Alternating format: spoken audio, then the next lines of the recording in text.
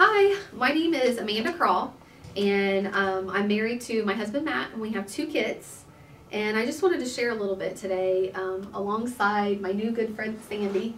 Um, we've been a part of this really cool missions committee. We've been meeting for several months, and I've gone through quite the spiritual journey myself.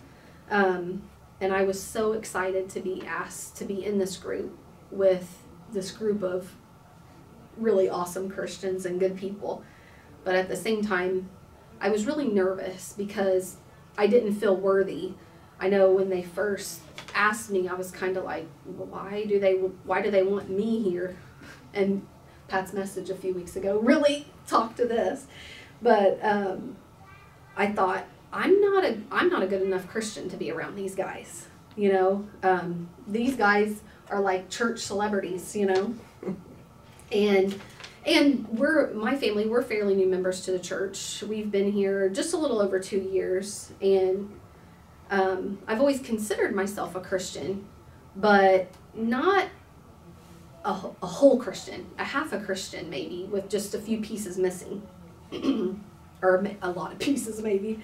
But I've been in and out of church my whole life, but I didn't necessarily grow up in church. I would go with my grandparents sometimes, and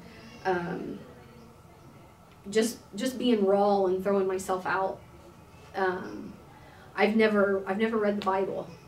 I've done a lot more reading lately and reading scripture, but I've never sat down. And in fact, the Bible that I have is one that was given to me from a church I attended for a while. It's just an old paperback Bible, and my husband's Bible still is teen study Bible that was given to him as a gift, and I've actually recently been diving in a little bit more and reading, not every night, but learning right along with my kids, reading a children's Bible.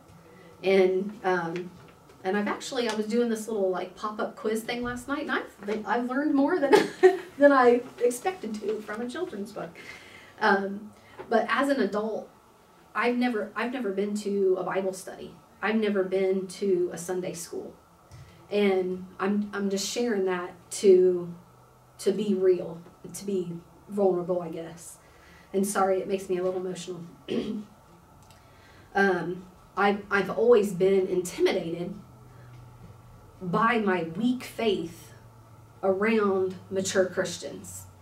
And I'm loving watching these videos, because just like one that we watched of Tom, to know that there was a point where they didn't, and to know that everybody has those moments where they're not the best Christians. And I never felt like them. I never felt like that. I'm just here doing nice things. I've got a big heart.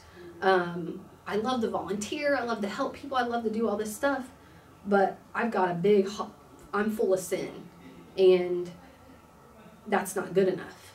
Or I feel that way. I'm more like a dead Christian. I'm here, but I just keep throwing myself out there. I keep showing up. I hear that calling, and but I'm not confident about it. I kind of tuck away and spring in, but I'm scared they'll see my weaknesses. I'm scared in this moment that the people in this room see my weaknesses, like I feel fake, but maybe they know my sins and they're questioning, why is she here?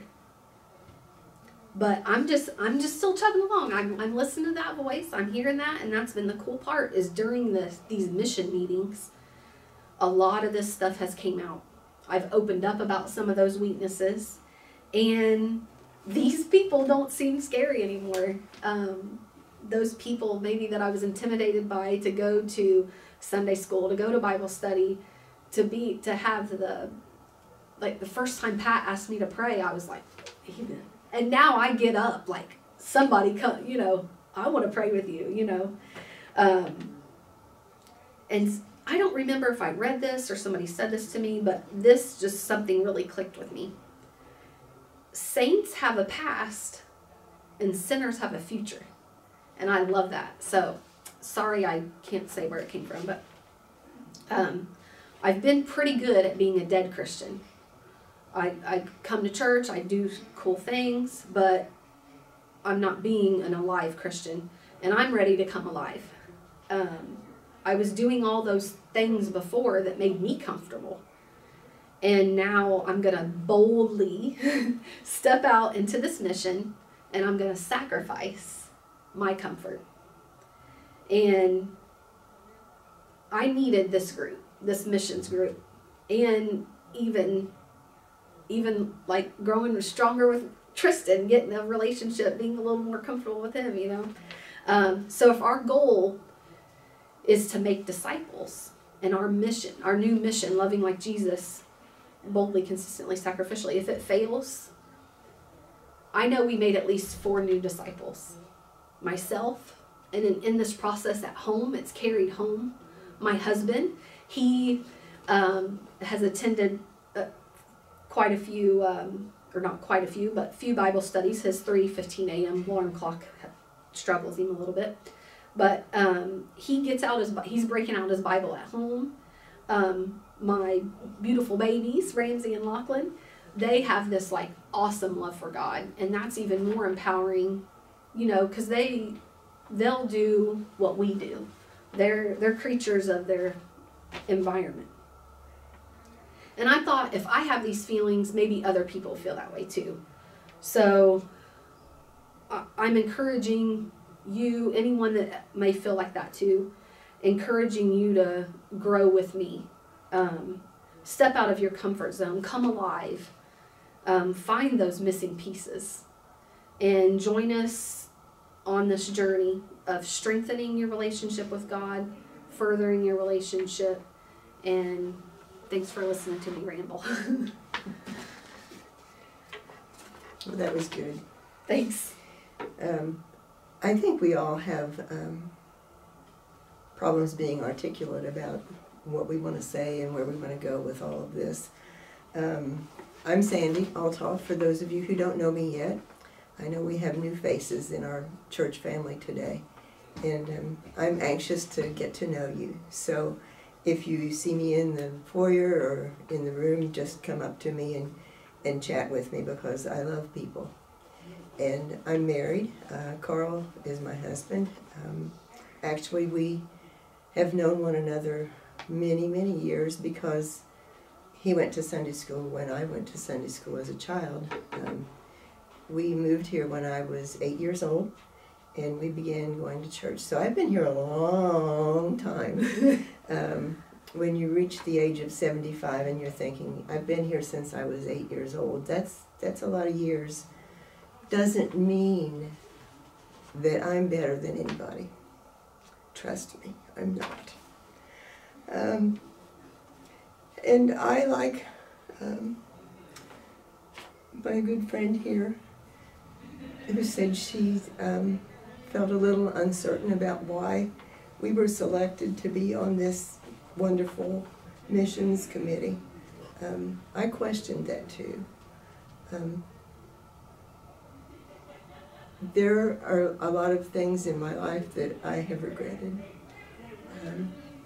I was baptized as a 13-year-old and began my journey as a Christian. And I've struggled with it at sometimes, you know. Why do I deserve to be called a child of God? I've made mistakes, you know. God forgives me, but a lot of times it's harder for you to forgive yourself for things. So I've carried a burden of guilt with me. It gets kind of heavy sometimes, you know, so we just need to give it to God. When we talk about loving like Jesus, there's so many ways we can do that don't all mean you have to go face to face and confront somebody with, are you a Christian? Do you serve God? Who do you serve? Sometimes we can start on a little less dramatic level. We could write a note to someone that we see struggling. We can give them a phone call, talk to them. Smile when you meet someone on the street who looks like they're lonely or sad. Just give them a smile, and you'd be surprised at what a response you get. Not too many weeks ago, we were at Bob Evans, and I saw a gentleman. He was an older man, and he had a walker, and he was alone. And I saw that he had a to-go box on his table and a cup of coffee, and I thought, how is he going to navigate with all of that and a walker, you know? And there were other people standing there, you know, and I thought, nobody's offering to help. So I said, could I take that for you? And he said, oh, would you please? You know, so I proceeded to help him out to the car with his additional items there. And he said, just set the coffee up on top of the roof of my car, that's fine. And I said, are you sure? Yeah, he said, that's how I do it. So I did, and laid the food inside his car. And as I was walking away, he said, are you a Christian? And I said, yes, are you? And he said, yes. He said, actually, he said, I was baptized twice. He said, once when I was in the service, and then later. So we parted our ways, but I thought, you know, I was helping him, but he helped me. Yeah. I've been in Sunday school all these years, forever, until 2012, when Carl was very ill, and he couldn't leave the house for quite a few months, and so I stopped going to Sunday school, and I've missed it. So when we talk about this new mission that we're going to go on, and we're having weeks of Sunday school, we're going to call it Sunday school, but no break or whatever you want to call it, but we're going to start this new project, and I'm excited about it because I feel like we are being equipped with ways that we can go out and become disciples. And however you feel comfortable doing that, we're not all gifted with speech that we can preach or teach or prophesy or any of those big things, but we can all do some small thing to spread the word. And I encourage you to be a part of that. I don't feel worthy. People see me and they think, oh, she's got it all together. She's got gray hair, and she comes to church every Sunday, and she is a spiritually mature person. I don't feel that way. And I don't feel above any of you. So just be encouraged and know that you're loved. And we want to love you like Jesus. So if you see us, and you see us outside the church and we're not loving like Jesus, call us out on it. Call us out on it. Louisa May Alcott made an interesting quote at one point, and she said, I don't want a religion that I put away with my Sunday clothes. I want something to see and feel and live day by day. So I try to, when I speak with someone, I try to follow Colossians 4:6, which says, let your conversation be full of grace, seasoned with salt, so that you will know how to answer everyone. Thank you. Oh, and I need to mention also, I have 4 children, 10 grandchildren, and 9.5 great-grandchildren. So I'm an old lady, and I love being here. Thank you for listening.